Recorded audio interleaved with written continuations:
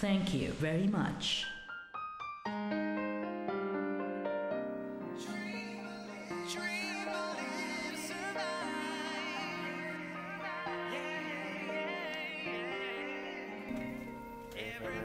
Hello.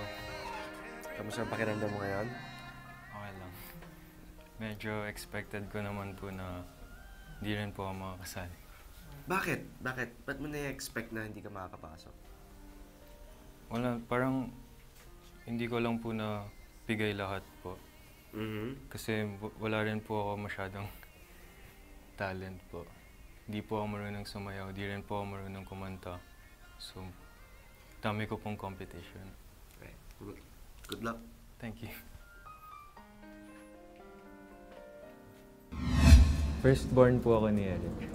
Nag-separate po sila ng parents ko when I was 4. Tapos siguro mga 10 years kami hindi nagkita ng dad ko.